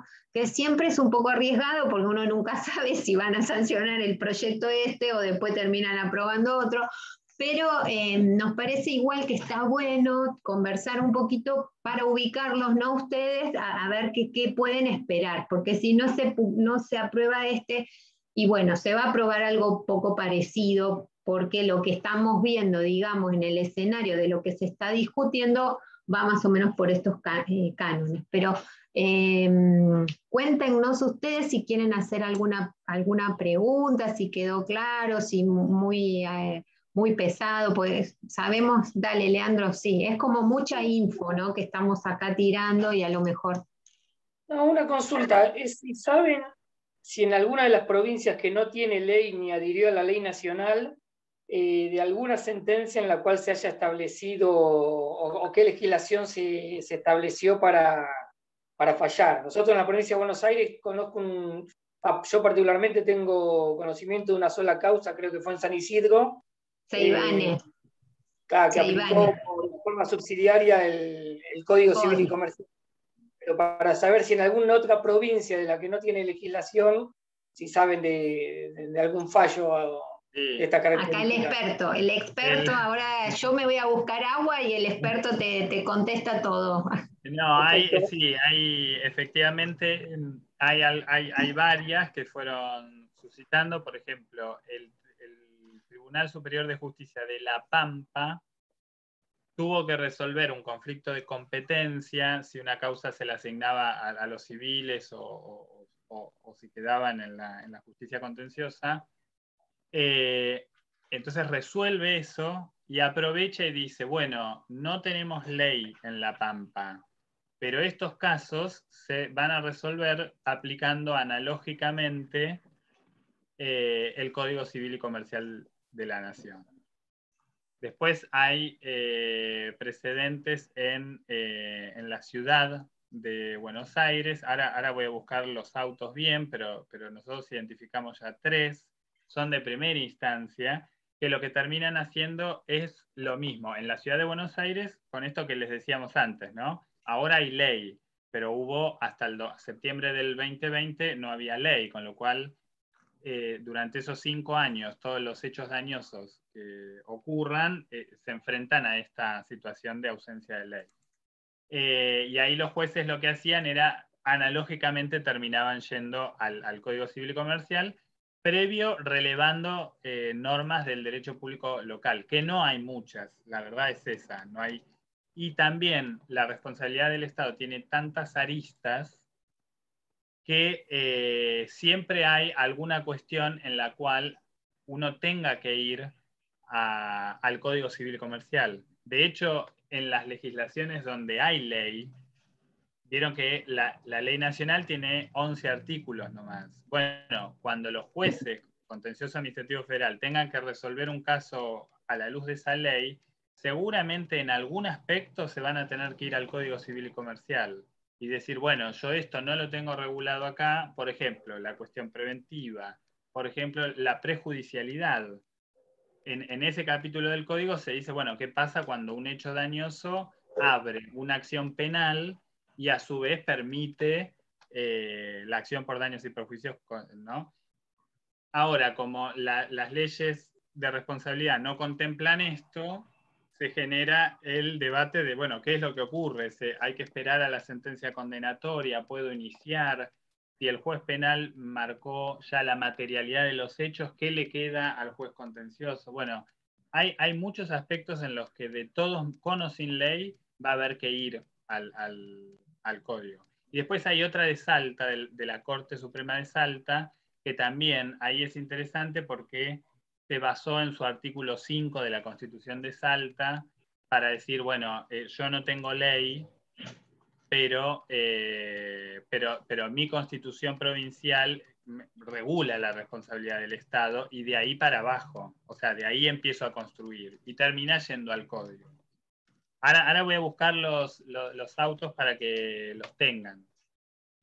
Ahí yo aprovecho también que les he mandado, no para hacernos propaganda, no créanme que no es por hacernos propaganda, pero es para complementar, digamos, muchas de las cosas que nosotros estamos diciendo, que el año pasado sacamos un libro de responsabilidad del Estado, ¿no? Que seguramente que les puede servir porque está, digamos, muy con toda esta temática y todos estos problemas, ¿no? Ahí a Sergio que me estaba comentando, ¿no? De este proyecto, Sergio, el que tenemos nosotros tiene fundamentos, no son tan profundos, ¿no? No tiene tanta fundamentación, pero está firmado por el senador Celilio, ¿sí? Ahora lo vamos a comentar. Es un proyecto que tuvo entrada en el Senado en abril de este año, ¿no? Y ahí, bueno, Gerba va encontrando los fallos y se los vamos mandando.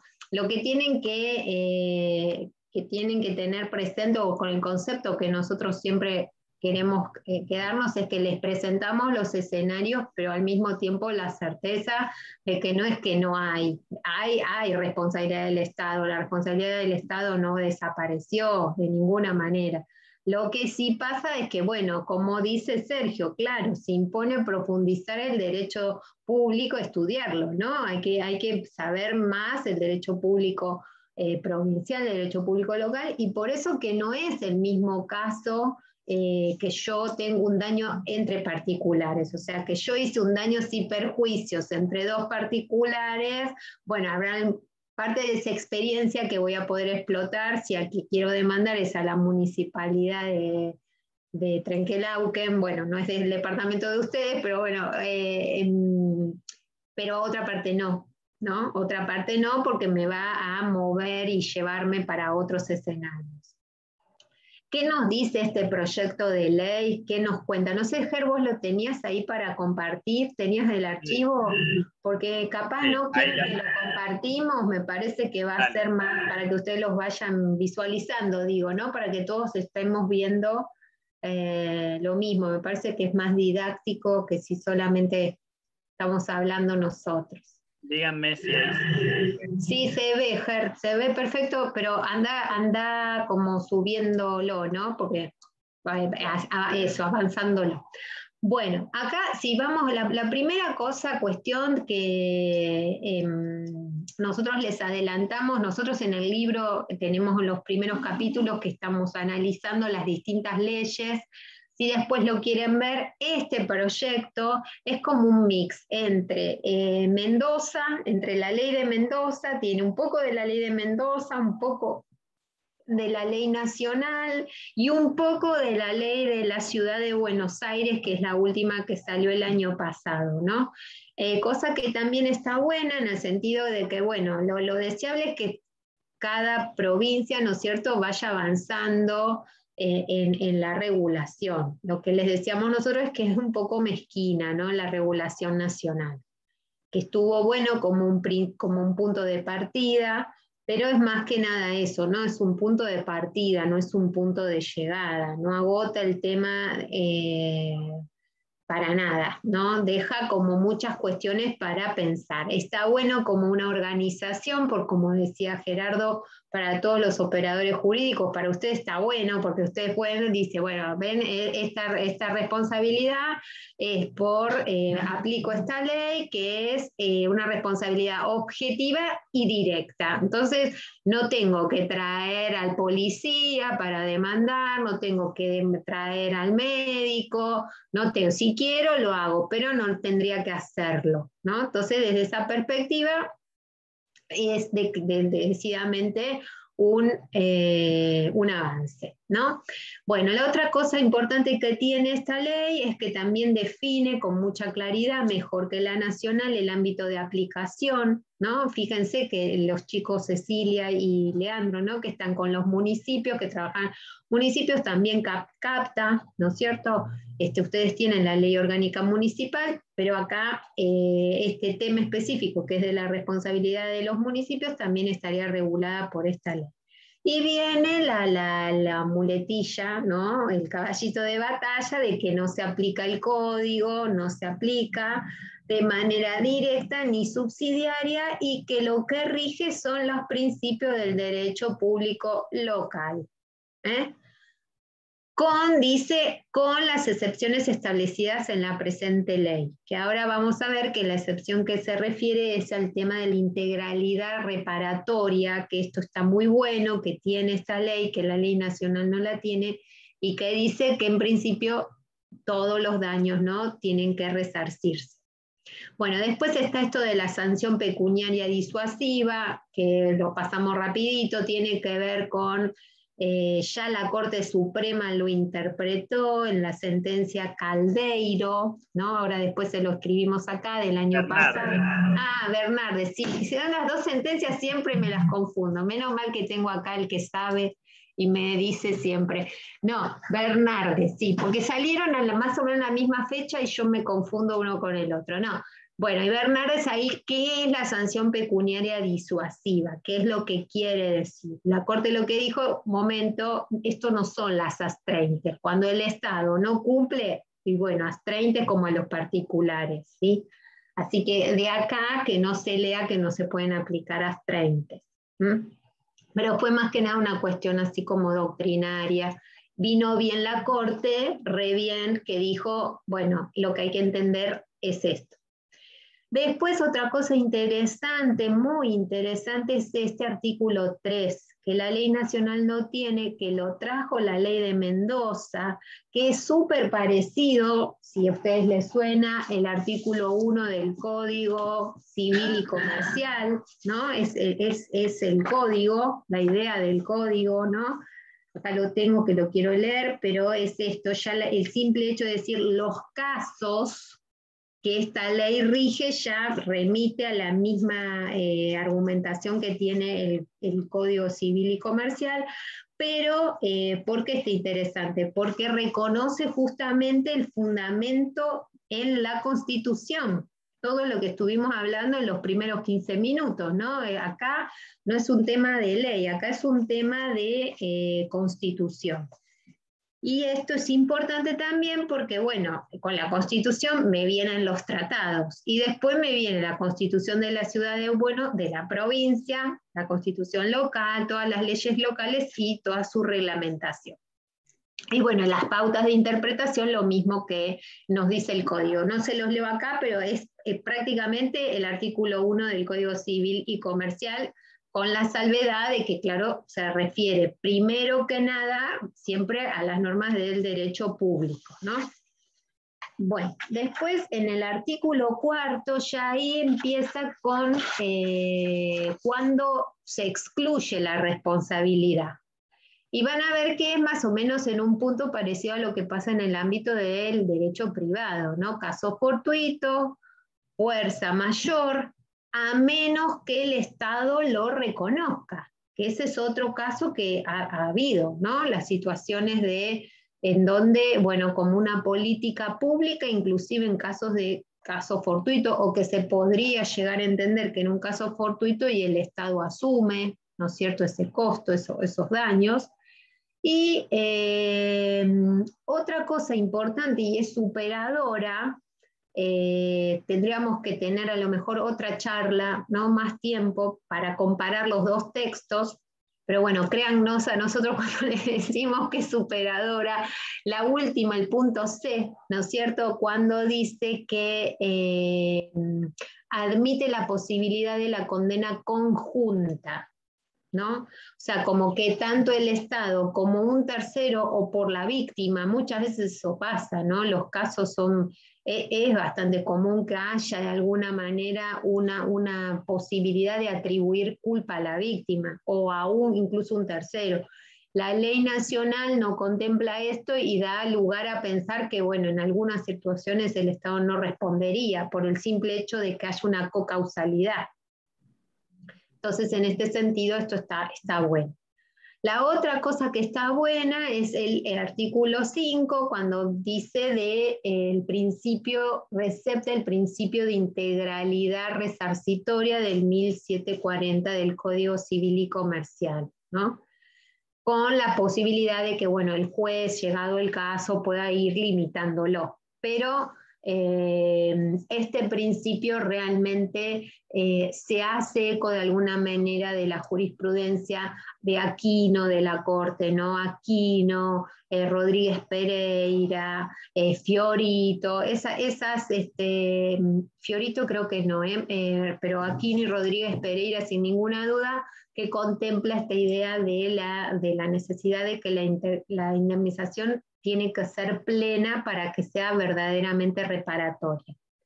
Otra cosa interesante, pero que está en línea con el propio código, es el plazo de prescripción de 3 años, ¿no? Es igual en el ámbito privado, 3 años.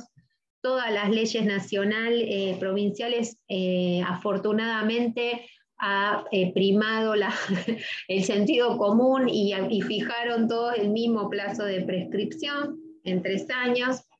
Materia de otra charla, si hubieran podido o no poner un plazo más corto, no lo vamos a tratar acá, eso es otro tema, ¿no? Porque también el carácter local de la regulación nos permitiría pensar en eso, pero bueno, un problema menos porque es 3 años y ya está.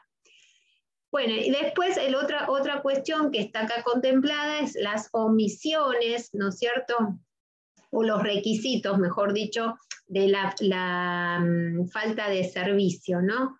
La falta de servicio no por acción, sino por omisión. El caso que decíamos antes, se cae la hamaca, que se rompe, el poste de luz que se cae, a veces vientos fuertes y caen los árboles y rompen los autos que están estacionados, la gente que se cae en las veredas porque las veredas están intransitables, todas rotas.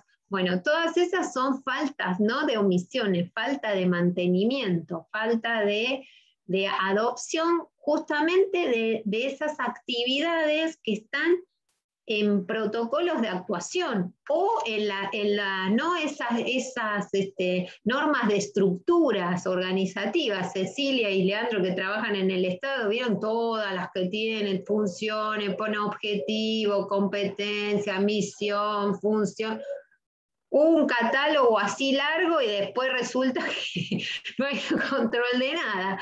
Bueno, esto es un poco la cuestión esta de las omisiones. ¿Y por qué está buena acá? Porque la discusión en el orden nacional era que solamente se generaría responsabilidad cuando hay esto, ¿no? Una obligación de actuación expresa y determinada, o sea, que tenga que estar en la estructura organizativa, que me diga exactamente que yo tengo que ir a verificar el estado de la hamaca. ¿Sí? Ahora, la pregunta es necesario que me diga a algún lado que yo tengo que verificar el estado de la hamaca? O desde que yo pongo a disposición del público y sobre todo a los niños, ¿no? Vulnerable, imprudente por esencia de las cosas, no tengo que, no se presupone que sí existe ese deber de contralor. Y entonces a esto nos lleva el otro ámbito, que sería el de los mandatos o de los deberes indeterminados, ¿no? Deberes indeterminados. Y acá la ley toma el sistema de la ley de Mendoza, que a su vez se basa en una sentencia paradigmática de la Corte Mendocina, que es Torres, que dice, bueno, de acuerdo, no es que siempre el Estado en temas de mandatos indeterminados va a tener que responder, pero ojo, sí va a tener que responder cuando se dan esas situaciones, cuando hay un interés jurídicamente relevante, ¿no? La seguridad de los chicos que van a la plaza, por ejemplo, ¿no? Ahí hay un interés jurídicamente relevante, hay una necesidad material de actuar, ¿no? Para tutelar ese derecho, y la proporcionalidad, porque si yo tengo que poner, por ejemplo, es el caso clásico de la seguridad, ¿no? En donde desafortunadamente la ola de inseguridad que vivimos es pavorosa y es tremenda, pero al mismo tiempo hay que hacer una adecuación, ¿no? Porque ¿cuántos recursos tendría que disponer el Estado para asegurarnos que nunca nadie, en ningún caso, pueda sufrir un robo? ¿Eso sería posible fácticamente? Entonces, estos elementos, ¿no es cierto?, están así como sopesar y vincular, pero lo positivo, digamos, es que no se aborta la posibilidad de que el Estado responda en este tipo de casos. Bueno, después el 9 lo pasamos más rápido porque tiene que ver con la acción, cómo se interpone la acción. El 10 es importante porque tiene que ver con las responsabilidades individuales, ¿no? Personales, cuando yo sé el nombre y apellido, como decíamos antes, sé el funcionario, sé el médico, bueno, ahí las causales que yo voy a tener, que ahí ya es distinto porque responden a título de culpa, ya no es una responsabilidad por falta de servicio, yo ahí sí. Y esa demanda va a ser como una demanda entre particulares, ¿no? Porque es una demanda entre particulares sin perjuicio de que para ver cuáles eran los deberes que tenía el médico, ¿no? Tengo también que irme al derecho local. Pero ahí yo voy a tener que probar dolo o culpa. Y ya estamos terminando, no caigan en desesperación, hacemos rápido, ya terminamos. Simplemente rapidito está el capítulo de la responsabilidad legítima, ¿no? La legítima, la que hablamos antes, de este distinto segmento de la responsabilidad. Los requisitos son los que nosotros dijimos, y lo que está bueno, digamos, y que es superador, que es mejorar lo de la ley nacional, es el alcance del resarcimiento. Hay toda una discusión de si va el lucro cesante, no va el lucro cesante. Bueno, la ley dice, la ley nacional dice, nunca, jamás, bajo ningún concepto, por nada del mundo puedo pagar lucro cesante. Acá, en cambio, se deja abierta la puerta a que eventualmente, dadas ciertas condiciones, se pueda indemnizar, ¿no? El lucro cesante. Excepcional, ven como dice acá, excepcionalmente, cuando se afecte la vida, la salud, la integridad física, bueno, ahí en esos casos yo eventualmente podría, ¿no? Y bueno, la otra cuestión, pero no tenemos tiempo, es de lo de la responsabilidad judicial. Eso en serio que no lo tratamos porque ya nos vamos un montón de temas. Y la otra cuestión es la de los concesionarios, eso sí me parece que es interesante para ustedes. Y acá es bastante restrictiva, ¿no? Es igual que como dice la ley nacional, que en el caso de prestadores, de concesionarios o de contratistas, el Estado no responde cuando sea, ¿no?, la acción o la omisión imputable a la función encomendada. Cosa que en principio no es que esté tan mal, ¿no?, porque es lógico que si el Estado se busca a un concesionario, entre otras cosas, es para no hacerse cargo de la prestación del servicio y concomitantemente de los daños que puedan surgir de ahí, eso dentro de todo está bien. Pero bueno, a veces puede llegar a darse alguna situación, ¿no?, más conflictiva. Bueno, así rapidito, pero bueno, yo creo que un poquito a vuelo de pájaro, pero por lo menos para que ustedes tengan una idea, ¿no?, de qué es de lo que se estaba hablando. Bueno, acá estamos, llegamos más o menos en horario, no sé si quieren hacer alguna pregunta. No, ya es tarde, ya todos nos queremos ir, me parece. Ya está, ¿no?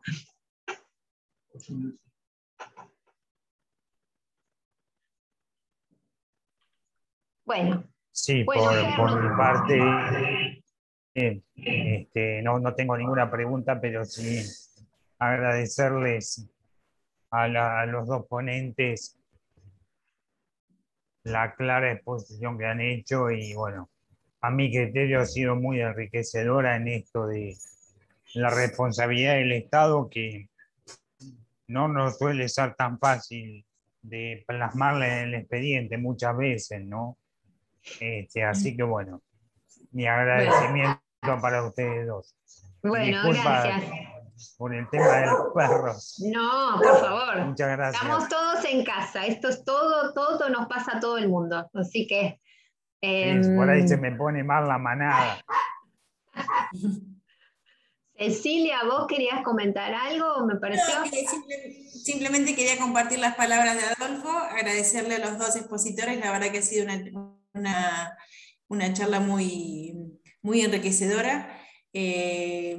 Cuestiones que por ahí nosotros no, hay cosas que vemos del Estado, otras veces que no, y siempre es bueno capacitarse, porque siempre hay algo nuevo por aprender. Entonces, siempre son estas cosas muy enriquecedoras, así que les agradezco mucho a ambos.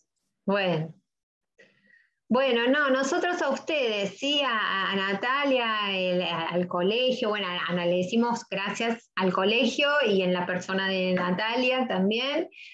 Bueno, ustedes por acompañarnos y quedamos a disposición, ¿no? Esto también para nosotros es lindo porque uno, en serio, como vos decís, Cecilia, nosotros también vamos aprendiendo, ¿no? Todos estos espacios también nos da siempre posibilidad de seguir pensando los temas, ¿no? Las inquietudes que ustedes nos hacen siempre nos disparan cosas para ver cuestiones que a lo mejor no pensamos.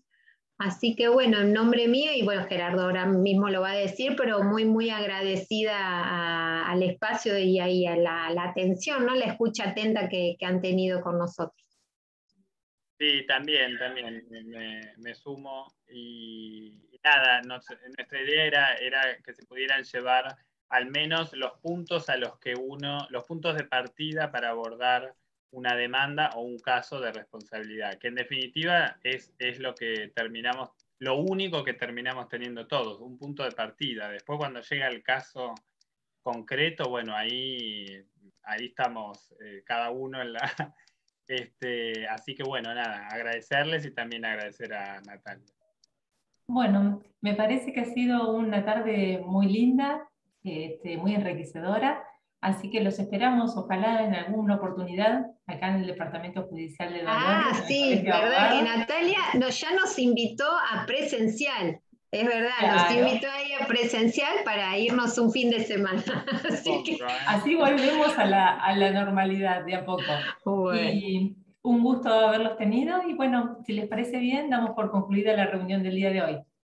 Ok, Sergio que nos pidió los fundamentos, sí. Te mandamos, ahora ahí ya le escribió a alguien que le vamos a mandar los fundamentos del proyecto de ley, ¿sí? A través de Natalia se los mandamos. ¿Cómo no? Bueno, gracias a todos. Muchas gracias. Un gusto. Gracias a todos. Buenas tardes. Igualmente, gracias. Chau, chau. Adiós.